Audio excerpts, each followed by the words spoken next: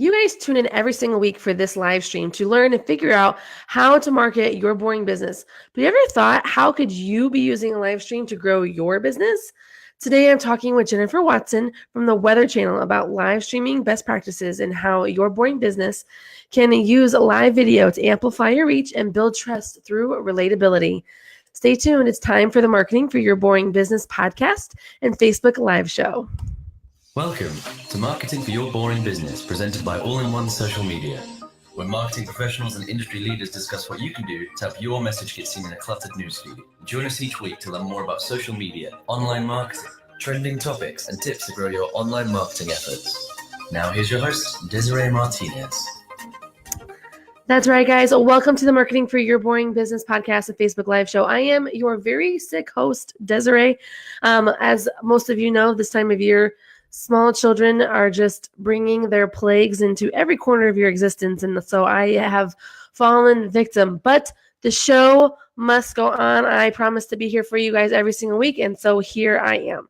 I'm so pumped to actually have Jennifer on the show today. I actually met her for the very first time, and she was a guest on somebody else's podcast. It was called the Social Media Social Hour.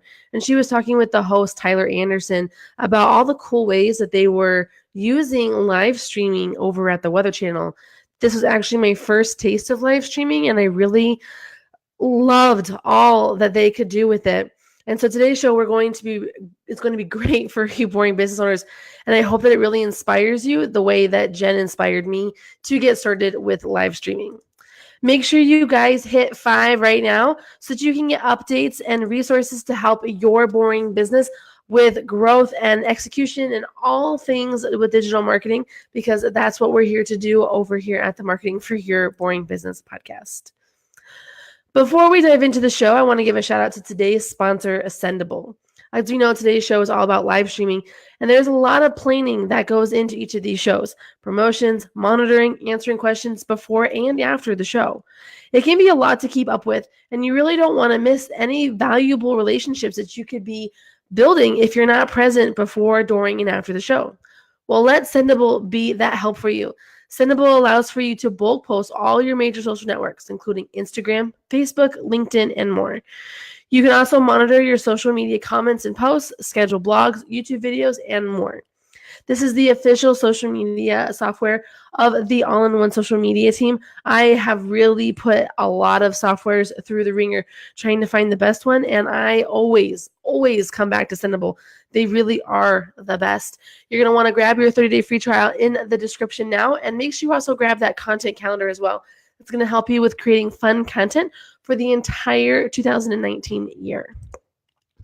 So let's dive into learning a little bit more about Jen Watson. Jennifer is an Emmy-winning meteorologist, speaker, podcaster, and social media specialist at the Weather Channel. She co-manages the Weather Channel's social pages, posting forecasts, breaking weather information, and more. Along with that, she works a variety of social media campaigns for the company. Recent achievements have included a successful launch of their Facebook Live strategy that was opened new avenues for fan growth, engagement, and brand awareness. Jen has been featured as the chief content marketer magazine, along with several podcasts, including the Social Media Social Hour and the Weather Brains. Just again, as one quick reminder, our sponsor for today's show is Sendable. And make sure you guys type 5 now into the comments section to get updates and resources to help your boring business stand out in that cluttered newsfeed. So let's dive into the show and bring Jen on. Hey, Jen, welcome to the show. Hey guys, how's it going? I'm doing it. I'm here. I'm ready to talk to you about this. I understand. I have a small kid too, so I get it. I got 2, and they always hit me once a year, like really bad, and it's awful. I totally understand. A month ago, I was really sick too, but you sound great and amazing. Oh, thank you. Okay, so how did you get started with live streaming with the Weather Channel? I'm dying to know about, like, what made you think that you guys needed to do this? Well, for us, for the Weather Channel, obviously during big breaking weather events, whether it's hurricanes, severe weather, winter weather, we wanted to bring people into a place where they could actually see the weather and what's going on basically to keep them safe. So they know, okay, wow, it's really that bad. We're going to stay home, kind of to prepare them and also show them something that they otherwise wouldn't be able to see. And I think that's kind of what live video is for, because we each all have a unique perspective of where we live, of what's going on. And so a live video allows you to experience things that you otherwise wouldn't be able to. And so for us, it's about storm coverage, making sure our viewers and our fans are prepared. And you wouldn't be able to see how bad the conditions are unless you were there. And so it's kind of a window into that world. Now, the Weather Channel obviously is essentially a news station for cable. How have you guys used live streaming in addition to that to help with the coverage?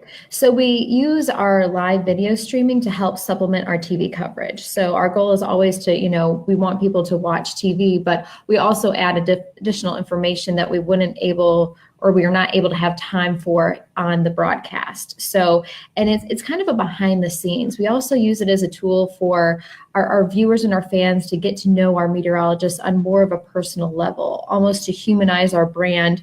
And when people relate with someone and they trust someone, they're more likely to go to that person or watch the channel for that information. And so that's something that we've really used it for. Do you find that you guys have an audience of people that like exclusively find out about weather news on Facebook Live? Or do you think that most people still are turning to the news station? I think most people still turn to the news station, but a lot of people also do both. And we kind of do it both ways. We've done it during commercial breaks, is kind of go to the commercial break, we'll answer some questions, and then we're live on the air. So we kind of play with it back and forth, kind of not as two separate things, but we try to supplement each other. So we toss to the live and then toss back to TV, which I think is what most news stations or people in media should be using it for.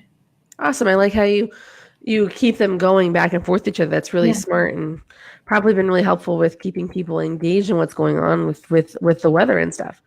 So why should our boring business owners be live streaming? Well, I just think for me, I love live video, everything, whether it's a Facebook Live, Instagram Live, anything like that, because it allows you to talk face to face with your consumers, your fans, and it humanizes your brand rather than being like, okay, you're the Weather Channel or like Cisco. One of my really good friends, Carmen Collins, works for Cisco and started We Are Cisco, which allows basically their employees to take over that handle and do live video and just give a unique perspective of what it's like to work for Cisco and the people behind the brand. And so it allows people to relate with that brand more, and then they're more likely to purchase things from them or just use anything for them. And so I think it's just, live video for me allows a two-way conversation, which I think is fantastic too, because people get to ask our on-camera meteorologist questions that they wouldn't be able to on the regular TV. Or even if, the CEO of a brand or people behind the scenes of a big brand, it allows people to actually just ask questions. And why I like it for brands, whether you're big or small, let's say you're selling something or a service, it allows you to directly ask your consumers, hey, do you like this? What didn't you like about this? Oh my God, guess what? We've got a sneak peek of a new product we're showing you, and you're only going to get it here. And so it allows people to be a part of that experience, and therefore they're likely to come back to you, purchase that, and just build a trust, a relationship with you and them. That's really great. I love how you have emphasized that it humanizes your brand. I think that oftentimes when our business owners are like, oh, well, I'm fixing roofs, I'm fixing teeth, I'm doing that, I'm just like their dentist. But you want to build those relationships with people. You want to be able to trust them and know them. And I think it allows for both of you to have a better relationship, and then also for you to have continued clients and referrals from them. Yeah, exactly. You want it to be fun and relatable. Like, let's say, you were a dentist or, the owner of a dentist's office. You want to talk about like, I don't like the dentist that much. Nobody, I don't think, likes the dentist having, to open your mouth and the pain and stuff like that if you have a cavity. But if you make it fun, you relate to people, we don't like it either, or just somehow spin it in a positive way, or, and be kind of quirky about it, that can allow people to be like, oh my God, like this is hilarious. They've got a great live video, or they're really good on social, and it just they making it a personality rather than just going to the dentist. You make it seem almost fun and just like you're going to see a friend, and it maybe relaxes them a little bit more. I mean, there's so many different ways that businesses can use live video and social in general just to make them more relatable, more trustworthy, and just people will kind of really like that, showing empathy with them. So what do you think it is that our boring business can do to get started with live streaming? So live streaming, so I'm a bit of a perfectionist. And when I first was doing live video, I wanted everything to be perfect. The lighting, just what we were doing. And it was almost, for me, when I was doing it, I was making it too overly produced. And I realized, it was taking me a while to actually go live because I was waiting for this to be perfect, that to be perfect. And I know personally going live, you want to make sure you look great, you sound great, and all that stuff is really good and it's important, lighting, all that stuff. But if you wait for everything to be perfect, then you're never going to go live. And that's something I've learned as a perfectionist. And so we've done a lot of lives, especially during storm coverage, kind of forces you to just, when you got to go live with breaking information, you go live. And so I think for any business, you want to make sure you have a plan. You want to know what your goals are going to be, the end game before you even start. I think consistency, doing it live maybe every Monday or every Wednesday so people know to go back to that or look forward to that is something that's very important too. But you want to make sure you understand how you measure success and what your goals are before you even start. And then once you do that, you want to make sure you have the right equipment to do that. And Iographer has great equipment. I've fallen in love, first of all, with Iographer's backpack because I use it every day instead of my purse, and it also doubles as a really good diaper bag if you have little kids. But they have everything you need to get started to go live from anywhere, which is amazing, whether it's your desktop or you can take it along with you and go outside. And, they're fantastic with their products and what they have. Very cool. So why don't you tell us a little bit more about Iographer, since that seems to be the tools that you like to use for live streaming?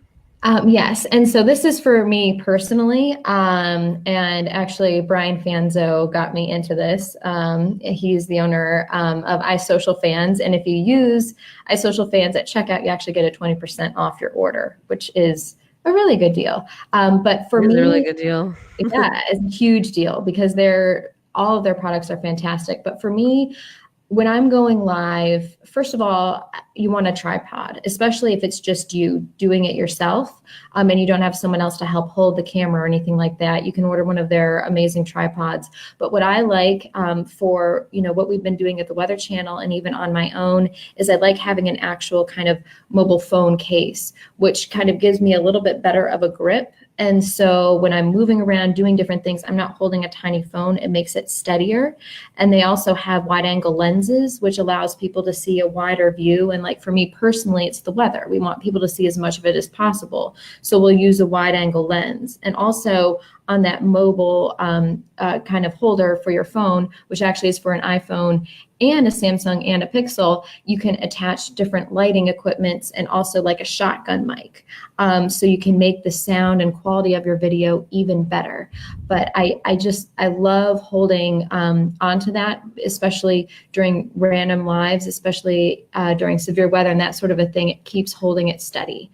And so it's just perfect for anyone, no matter what you're going live for, what your business is, especially for the weather, it's critically important. We're in, crazy conditions outside with the weather and everything. But even if you're in your office, I mean, it's perfect equipment and it's really good quality. So now you're talking about going live on the go with these tools. Like that's what these tools are for mainly? Well, so they are for on the go, but also for stationary in your office too, because you can set up the tripod and with that kind of mobile phone holder that you have, that fits on the tripod. And that way, if you have bad lighting in your office, you can attach a light that they have. And also if you want, better sound quality, you can also attach a microphone. So it's perfect for on the go, which I mainly use it for, but also it's perfect from, your office as well. It's perfect for anything. And the great thing, if you get it just for your office, if you want to do something on the go, if you're going to a conference or traveling or something like that, it's perfect to take along with you with the iOgrapher backpack. I love how you're hustling for these guys. So I remember actually when I first heard you on the social hour, you were using Beast, like the Beast gear. Yeah, well, and so there are B-Script Pros are really good too. Basically, I'm a fan of any kind of mobile phone case because it gives you just more surface area to hold on to rather than the tiny phone. It just allows for a more steady video experience. So they're all great. I've just kind of fallen more in love with iOgrapher personally lately. But they're all really good. So now, and the subject too of all this gear and stuff, I'm guessing that you need to be going, obviously for live streaming, you have to have the internet. So whatever device you're going to be using, you want to be having a good internet connection and streaming. What have you found for making sure that you're not like having a lot of drop-offs and dropouts? Like I know for me in my own home studio, I've like rigged my whole house so that like I'm literally like 3 feet from my modem and I'm connected to the Ethernet, but sometimes it's not always as possible. So like, what do you suggest to make sure that we don't have connectivity issues? So one thing I always do before I go live is I will check the audio and I will also check the internet, the signal. If it's showing 3 bars, I start to get a little bit nervous because I've had lives drop with just 3 bars because you're using so much bandwidth. And there's different areas within the office that have really strong internet and then also some that don't. And we've had Facebook Lives or any live video that's actually dropped. And so that's the number one thing I check is if I'm going to be moving around or stationary, I go in all the spots where the live video is going to be and test that internet signal.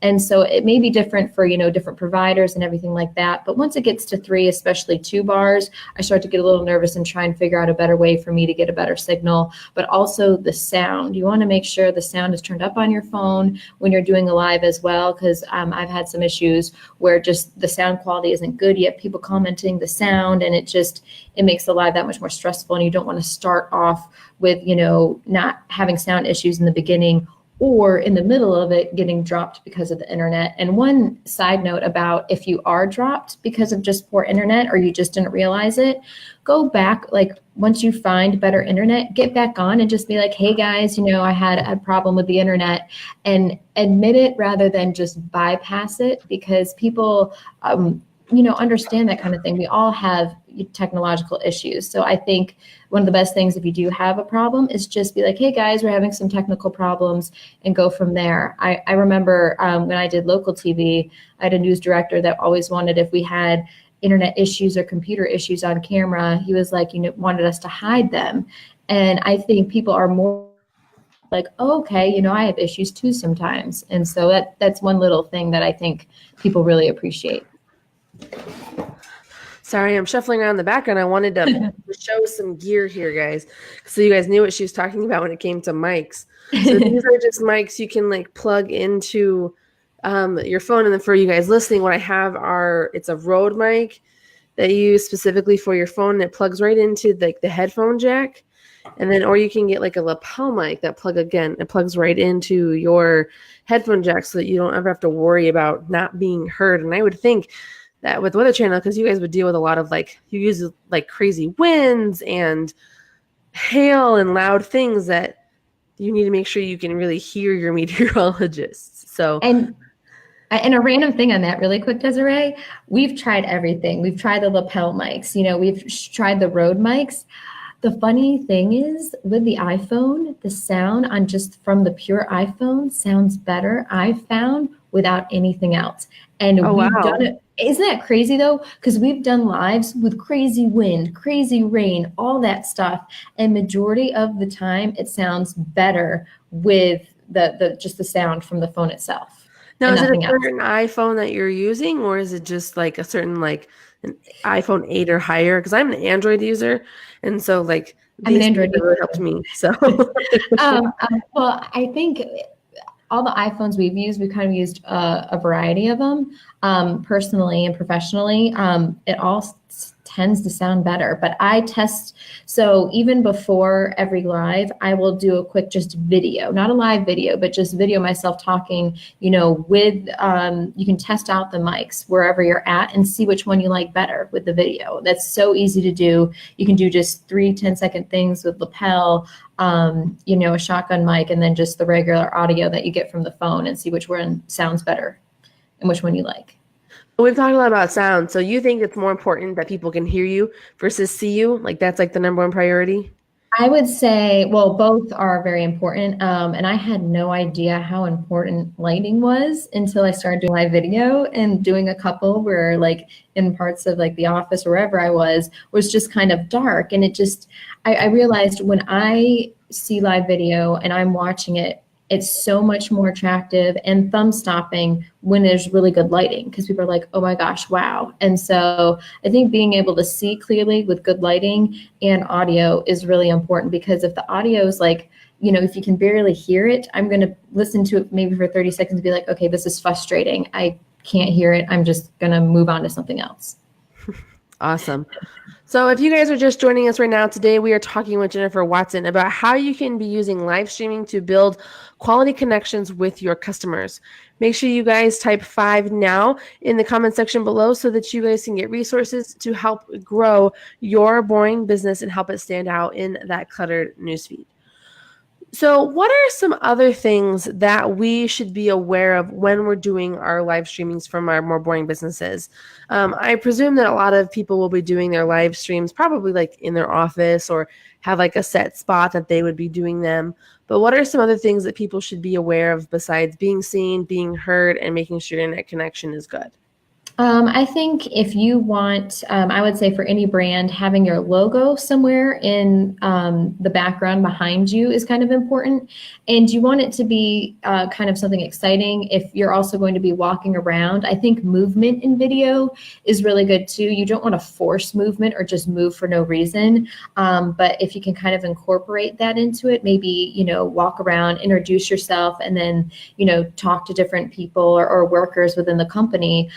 I think that's kind of intriguing and exciting too. But I think the number one thing is just know what your video is going to look like. And you can even test the video and see what's behind you. Do you like that backdrop? Do you not like it? Is there a glare? Is there a window behind you? Just make sure you fully are aware. And no matter where you're walking to, if you are going to be moving around, just know what might be on camera and what might not be on camera. Just so, if there's something you don't want to be on camera, it's not on camera and doesn't accidentally appear on camera. Yeah, you can't always control the crazy guy in the background, can you? Yes. Well, no. And it's, you just want to be aware of your surroundings with everything. Yes. So what should our boring business owners be doing before and after their live streams to make sure that their live streams are successful? The number one thing is, first of all, you want to have that plan. Like before you even start lives, you want to know your goals and how you measure success.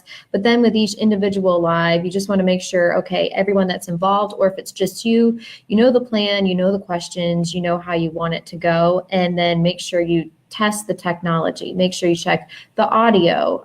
You visually like what the video is going to be showing, and you have everything all set. And if you're going to be interviewing someone on a live, they're prepped with everything too. And during the live, the fun thing is, what I like about lives is, and you do a great job of this, Desiree, is like, introducing yourself, talking to people, first, but also I love the two-way street of communication where people can ask questions. I like for, people to ask questions and to answer questions a couple of times during the Facebook Live just to really have that true conversation. I think that is what makes live video truly unique, is that people can talk directly to you, which is amazing. But to make a live successful, I would say just make sure you're prepared. You test everything technologically. It seems to drop out a little bit. Oh, me? Let's see. Am I still there? Oh, Peggy, can you hear me? I can hear you. Weird guys, technology. I know. We're just talking about that. Sometimes it happens. It's not a big deal. Yeah. Just gotta keep growing. Yes, exactly. And see like that, how that just happened and we're still going to go. But I think making sure you got the plan, and if different people are going to be on your live, they know the plan, they're prepared, testing technology, and then just go live. And just, you know what, it may not go perfectly like the way you wanted to. It may go even better than you ever expected. Just live video is live video. You can't predict it, but just, if, you misstep or, forget what you wanted to say or misspeak, it's okay. Just correct yourself. No one's perfect. And that's what, like, even in my local meteorology days when I did the weather locally and you like misspoke, well, you just correct yourself. You're human. That's what you do. Well, and the whole point is to build relatability through humanization. So Yes. knowing that we're all fallible and that we say or technology doesn't break or something happens, like my kids walk in or something, like that just makes it all that much more relatable. That's for sure. Yeah. And I think the biggest thing for everyone, no matter you're a big or small business, is with live video, you want to create unique and exclusive content that gives your fans, your consumers, the ability to engage in a two-way conversation with you and immerses them in your brand, really understanding what your brand stands for. And that way, when people feel like they're part of the conversation or, part of you creating a new service, or they feel a part of anything, they're more likely to engage with you and they're also more likely to buy your products or your service. That's wonderful.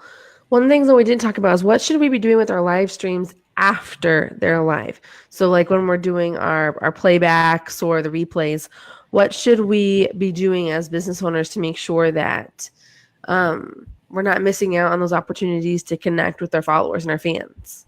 So for me, when I'm doing a live video, and it's hard if you're doing this solo, but if there's two people, I will pin a comment at the top with a question to help drive conversation. And then when people ask questions during it, if they're not all getting answered because you're not going to be able to answer all of them sometimes.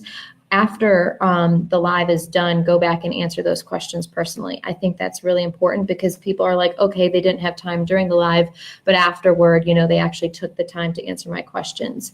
And something that Brian Fanzo, who's really good at live video, he has said, and I think is so important, is you can use that video, you can download that video and chunk it up into, 5, separate videos or 3 separate videos and use that as content on different social media platforms, which is like the smartest thing in the world. So yes, you do a live video, but you can chop that up into different pieces and spread that everywhere. So I think always making sure you answer the questions, follow up with everything, and, see how many ways that you can actually utilize that same video for other things as well. I think it's kind of important. Well, you jumped the gun on my question, which was how else can we use our live streams? And I love it. I think of that transition as well. Because I use this as a live show and we make it into a podcast and also goes up on the YouTube channel. And it also goes up on the blog. So I think that it allows for you to create your content really easily, and then you can keep reusing it, whether you're doing it yourself or you have someone on your team that's helping for you to keep repurposing that content on a week-to-week basis. Yeah, exactly. See, you're doing it perfectly. And I mean, it's just I think live video is fun and it should be fun. It shouldn't be, stressed over. Yes, you want to be prepared, but just think of it as just a really cool way of people getting to know the brand, and, people behind the brand. I think that's just the coolest thing about it. And it's going to build a community, and that's what you want. And it builds relatability and trust. And I just don't think there's any way you can really go wrong with live video.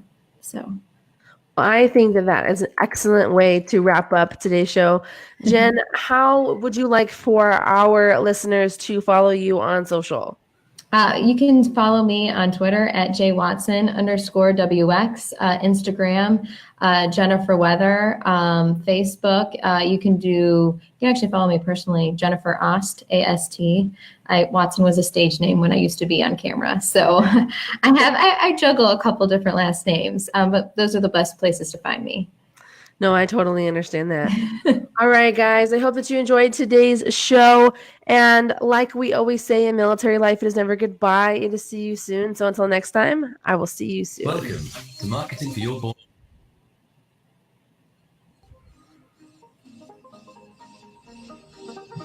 Thanks for listening to Marketing for Your Boring Business. If you like this episode, please leave a review on iTunes or share this episode on social media. Want more? Subscribe to automatically get the latest episodes of Marketing for Your Boring Business. This podcast is presented by All-in-One Social Media.